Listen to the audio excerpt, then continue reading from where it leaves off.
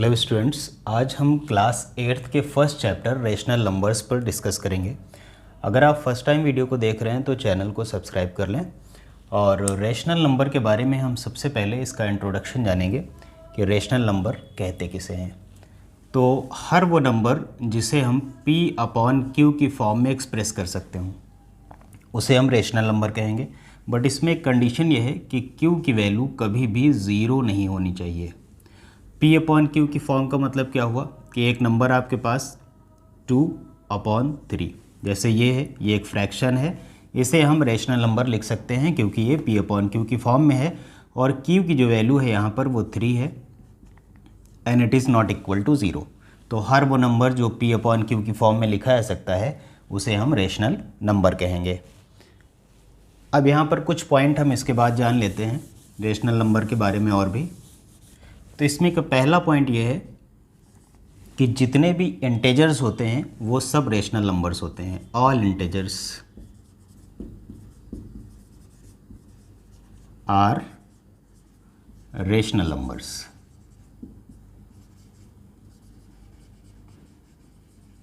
जितने भी इंटेजर्स होते हैं वो सब रेशनल नंबर्स होते हैं। अब इंटेजर्स क्या होते हैं इसको हम समझ लेते हैं क्विकली। ये है नंबर लाइन जिसके बीच में ज़ीरो होता है और ज़ीरो से राइट साइड पर सारे पॉजिटिव नंबर होते हैं 1 2 3 4 और ज़ीरो के लेफ़्ट साइड में सारे नेगेटिव नंबर्स होते हैं -1 -2 -3 -4 एंड सो ऑन, और इधर भी एंड सो ऑन। तो जितने भी ज़ीरो के लेफ़्ट और right including zero number line पर जितने भी नंबर्स प्रेजेंट किए जा सकते हैं वो सारे के सारे इंटेजर्स कहलाते हैं। और ये पहला पॉइंट यहाँ पर क्या है, all integers are rational number. तो इसका मतलब क्या हुआ, इस नंबर लाइन पर जितने भी नंबर प्रेजेंट किए जा सकते हैं वो सब के सब रेशनल नंबर होते हैं। जैसे यहाँ पर -3 लिखा है तो ये रेशनल नंबर है। तो अब बहुत सारे लोगों के माइंड में क्वेश्चन आ सकता है कि पहला पॉइंट अभी आपने बताया था कि P/Q की फॉर्म में एक्सप्रेस किया जा सकता है रेशनल नंबर को, तो ये तो P/Q की फॉर्म में है नहीं। तो हम जानते हैं कि किसी भी नंबर के नीचे अगर हम एज अ डिनोमिनेटर 1 ले लें तो इसकी वैल्यू पर कोई इफेक्ट नहीं होता है। तो हम इसे -3 कहें या -3/1 कहें, बात एक ही है।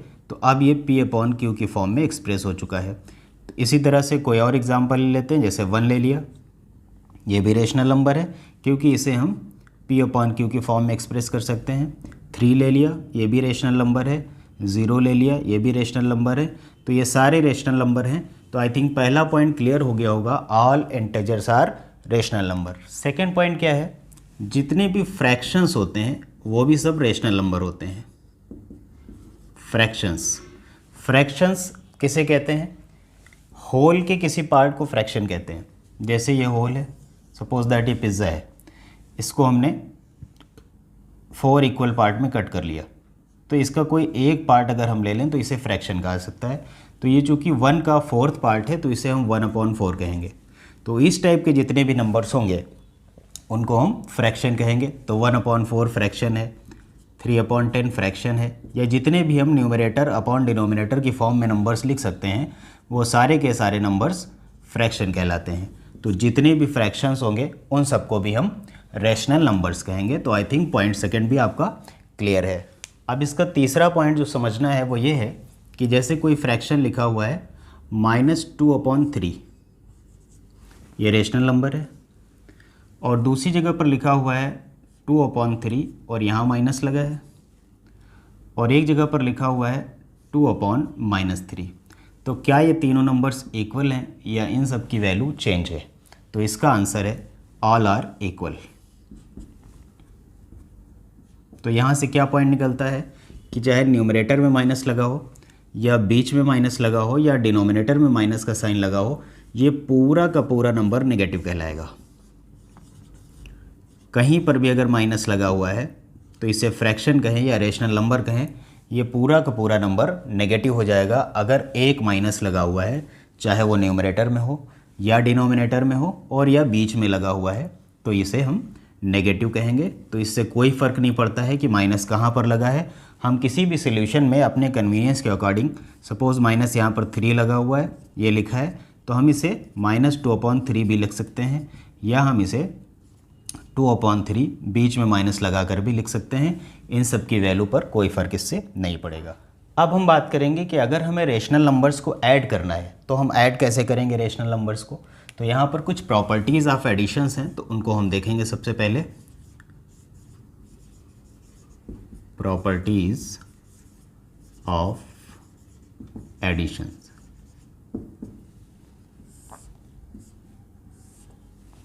तो इसकी फर्स्ट प्रॉपर्टी है क्लोजर प्रॉपर्टी। क्लोजर प्रॉपर्टी, इसका मतलब क्या होता है? इसका मतलब समझने के लिए हम एक एग्जांपल लेते हैं। जैसे हमने ले लिया 1/2 प्लस 2/3, इसे हम ऐड करें तो एडिशन का तरीका बेसिक क्लासेस में आपको पढ़ाया जा सका है। 2 और 3 का एलसीएम लेंगे, 6 आएगा, और उसी के अकॉर्डिंग यहाँ मल्टीप्लाई 3 से, यहाँ 2 से करेंगे तो ये 3 हो जाएगा और ये 4 हो जाएगा, और इसका आंसर आता है 7/6। 1/2, 2/3, ये दोनों के दोनों क्या थे? रेशनल नंबर्स, और इसका जो आंसर आया है 7/6, ये भी क्या है? Rational number. Sum of rational numbers is also a rational number, यही क्लोजर प्रॉपर्टी है। इसकी सेकेंड प्रॉपर्टी है कम्यूटेटिव प्रॉपर्टी।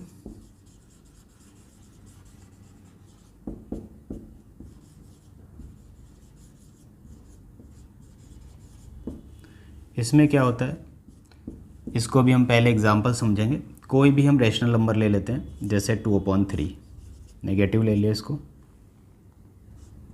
और ये है 5/7। इसको हम सॉल्व कर लेंगे तो यहाँ पर एलसीएम 21 आ गया। ये नेगेटिव नंबर है तो ये नेगेटिव ही रहेगा, बट इसे 7 से मल्टीप्लाई कर देंगे तो ये हो जाएगा 14, प्लस इसको मल्टीप्लाई 3 से करेंगे तो ये आ जाएगा 15, प्लस 15 माइनस 14, 1 आएगा, 1/21। इसको यहाँ पर हम रखते हैं। फिर देखिए हम इसका ऑर्डर चेंज किए दे रहे हैं। यह है 5/7 और सेकंड नंबर हमारा था -2/3। अब हम इन दोनों को ऐड करेंगे और यहाँ पर हम देखेंगे कि क्या आंसर इसका आ रहा है। तो यहाँ पर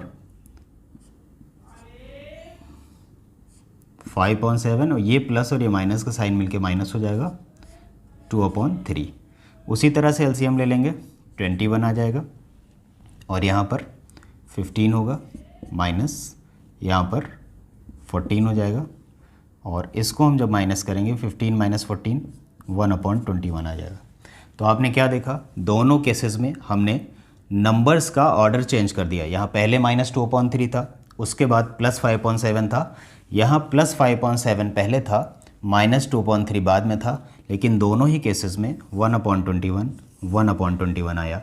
यही कम्यूटेटिव प्रॉपर्टी है कि अगर हम रेशनल नंबर्स के ऑर्डर को चेंज कर देंगे तब भी वैल्यू इसकी चेंज नहीं होगी, but this is valid only for the addition property. इसको सब्ट्रैक्शन में यूज़ नहीं करना है। थर्ड प्रॉपर्टी है एसोसिएटिव प्रॉपर्टी।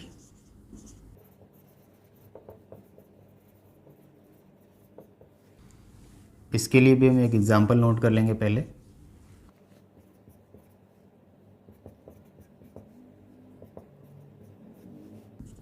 एग्जांपल है 3/4 + 4/5 + 5/6। तो यहाँ पर हम इस जगह पर ब्रैकेट लगा देंगे। इस ब्रैकेट का मतलब क्या हुआ कि पहले हम इन दो नंबर्स को ऐड करेंगे, फिर इसका जो रिज़ल्ट आएगा उसमें हम 3/4 बाद में ऐड करेंगे। तो इसको सॉल्व करके देखते हैं। 3/4 + 5 और 6 का एलसीएम क्या आएगा? 30। यहाँ पर 6 से मल्टीप्लाई करेंगे तो 6 4 ज़ा 24, प्लस यहाँ 5 से मल्टीप्लाई करेंगे तो आ जाएगा 25। 3/4 प्लस इनको ऐड करेंगे तो आएगा 49। अब यहाँ पर 4 और 30 का एलसीएम ले लेंगे। 4 और 30 का एलसीएम होगा 60, तो यहाँ पर 15 से मल्टीप्लाई करेंगे तो 45 आएगा, और यहाँ 2 से मल्टीप्लाई करेंगे तो 98 आएगा, और इन दोनों का एलसीएम जो था वो यहाँ पर हम नोट कर देंगे 60। इसको ऐड कर लेंगे 143/60। ये इसका रिज़ल्ट है। एसोसिएटिव प्रॉपर्टी को क्लियर करने के लिए हम इसी को दूसरी तरह से सॉल्व करेंगे। 3/4 प्लस 4/5 प्लस 5/6। इस बार हम ब्रैकेट यहाँ पर लगा देंगे। क्या मतलब हुआ कि पहले हम इन दोनों नंबर्स को सॉल्व करेंगे, इसका जो रिज़ल्ट आएगा उसमें 5/6 को ऐड कर देंगे। तो 4 और 5, इसका एलसीएम क्या हुआ 20, इसको 5 से मल्टीप्लाई करेंगे 15, इसे 4 से मल्टीप्लाई करेंगे ये 16 है, और 5/6 को अभी हम कॉपी कर देंगे। 16 और 15 को ऐड कर लेंगे 31/20 प्लस 5/6। अब यहाँ पर 20 और 6, इसका एलसीएम क्या होगा 60 होगा, तो यहाँ पर हम 60 नोट कर लेंगे। 20 को 3 से मल्टीप्लाई करने पर 60 आता है, इसलिए हम इसे भी 3 से मल्टीप्लाई कर लेंगे, तो ये हो गया 93। और 6 को 10 से मल्टीप्लाई करने पर 60 आता है, इसलिए हम यहाँ भी 10 से मल्टीप्लाई करेंगे, तो ये 50 हो गया। अब इनको हम ऐड कर देंगे तो आ जाएगा 143/60। अब यहाँ पर आप दोनों आंसर्स को देखें, ये क्या आया 143/60, 143/60।